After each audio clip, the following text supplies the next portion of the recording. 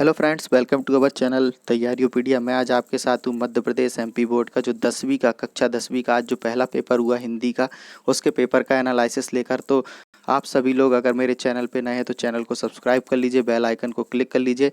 मैं आपके सभी पेपरों का एनालिसिस इसी चैनल पे तैयारीपीडिया में आपके लिए लेकर आऊँगा। तो चलिए देखते हैं जो मध्य प्रदेश हाई स्कूल मुख्य परीक्षा का जो आज पहला पेपर हुआ है 1 मार्च को, उसमें सेट डी है मेरे पास हिंदी का जो पेपर है, उसका पूरा एनालिसिस करते हैं हम। सारे ऑब्जेक्टिव देखते हैं कि कौन से ऑब्जेक्टिव का कौन सा है। तो मेरे पास जो सेट डी है उसके ऑब्जेक्टिव देखते हैं। उसमें पहला क्वेश्चन है कि सही विकल्प का चयन कीजिए। तो पहला क्वेश्चन था इसमें कि 10वें रस का नाम क्या है। तो 10वें रस का नाम है वात्सल्य रस। क्या है?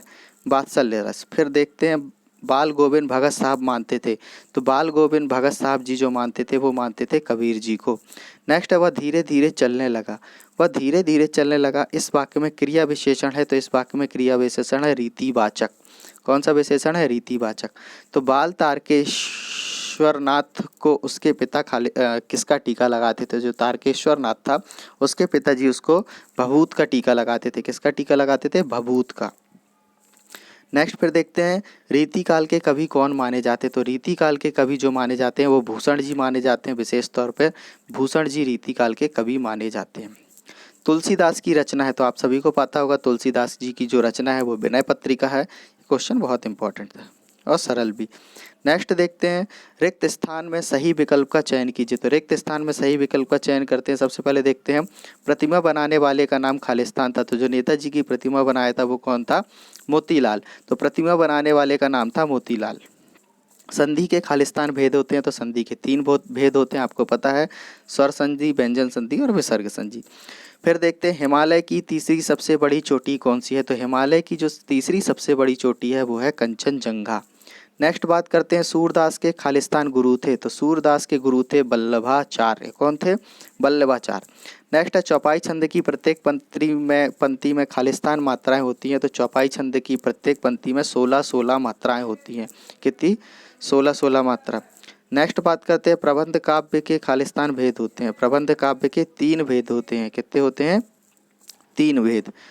नेक्स्ट हम बात करते हैं सही जोड़ी बनाइए। तो अंधे की लाठी, आपको पता है कि अंधे की जो लाठी होती है ये इसका क्या अर्थ है? एकमात्र सहारा। जो अंधे की लाठी होती है वो उसकी एकमात्र सहारा। तो ऑप्शन नंबर दूसरा जो है अंधे की लाठी एकमात्र सहारा। फिर मैं क्यों लिखता हूँ। मैं क्यों लिखता हूँ इसके जो है अज्ञे हैं। लेखक कौन है? अज्ञे। नेक्स्ट आता है कामायनी। तो कामायनी जो है ये है जयशंकर प्रसाद की रचना। फिर मानवीय क्रियाओं का आरोप मानवीकरण कहलाता है। गद्य की प्रमुख विधाएं जो हैं निबंध हैं। आपको पता है गद्य में 16 विधाएं होती हैं। ठीक है, 10, 6 और 10 में अलग अलग। फिर लखनवी अंदाज, ये किसका है? तो लखनवी अंदाज है जो 6वां, वो है यशपाल जी की रचना। तो यशपाल जी की रचना है लखनवी अंदाज।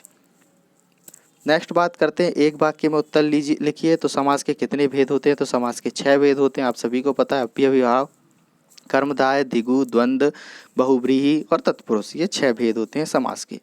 नेक्स्ट होता है एक अनार 100 बीमार का अर्थ लिखिए। तो वस्तु कम मांग अधिक, जिस चीज़ की वस्तु मतलब चीज़ें कम है और मांग ज़्यादा है, तो ये होता है एक अनार 100 बीमार का अर्थ।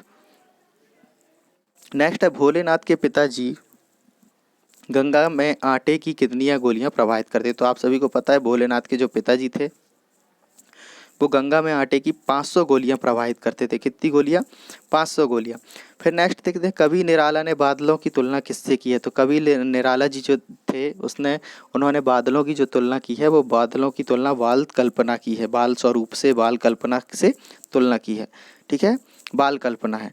रस के कितने अंग होते हैं? तो रस के 4 अंग होते हैं। आप सभी को पता होगा रस के 4 अंग होते हैं, स्थायी भाव, विभाव, संचारी भाव और अनुभाव। नेक्स्ट गद्य की 3 गौण विधाएं। तो मैंने आपको बताया था गद्य की जो विधाएं होती हैं टोटल 16 होती हैं, जिसमें 6 मुख्य और 10 गौण विधाएं होती हैं, जिसमें जीवनी, आत्मकथा, डायरी, संस्मरण, रिपोर्ट, ये सारी चीज़ों में से कोई भी 3 गौण विधाएं आपको इसमें लिखनी थी एक वाक्य के उत्तर में। नेक्स्ट देख लेते हैं सत्य सत्य का चयन करते हैं। आदमी ने पहल आग का आविष्कार किया था, ये बिल्कुल सही बात है।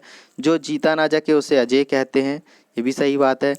प्रेयर भील को घुमाने से पाप नहीं धुलते, ये भी सत्य है। हिरोशिमा में परमाणु बम गिरा था, ये भी सत्य बात है। परमाणु बम कहाँ गिरा था? तो हिरोशिमा में। फिर मुख्य गायक के स्वर चट्टान जैसे भारी और गंभीर थे, ये गलत बात है।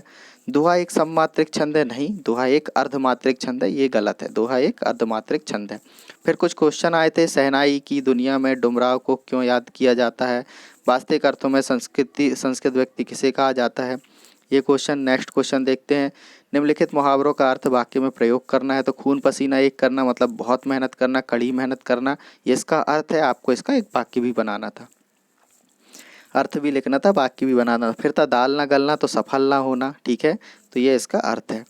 फिर आया था निम्न शब्दों का समास विग्रह कर समास का नाम लिखिए। तो समास विग्रह पंचवटी, आपको पता है 5 आ रहा है मतलब संख्याएं आ रही, तो जिस समास के स्टार्टिंग में संख्याएं आती हैं उसे द्विगु समास कहते हैं, और इसका विग्रह क्या होगा? 5 बटों का समूह, तो द्विगु समास।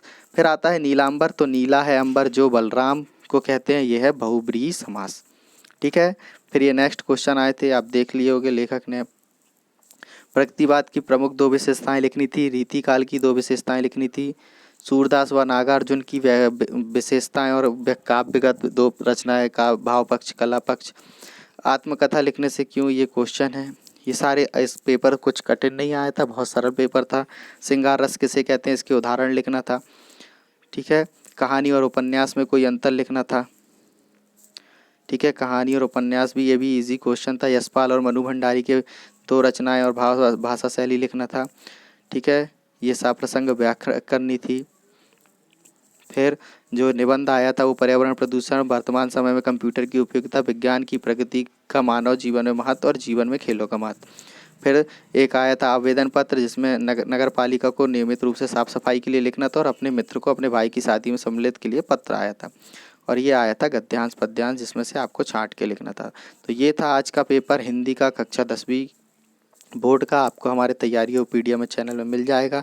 यदि आप चैनल में नए हैं तो हमारे चैनल को सब्सक्राइब कर लीजिए, बेल आइकन को क्लिक कर लीजिए, जिससे आने वाली हमारी सारी वीडियो आप तक सबसे पहले पहुँचे और आने वाले एग्जामों के एनालिसिस जो क्वेश्चन होंगे वो सारे आप तक उसके आंसर हम पहुँचाएंगे। Thanks for watching and keep learning with तैयारियों पीडीएफ।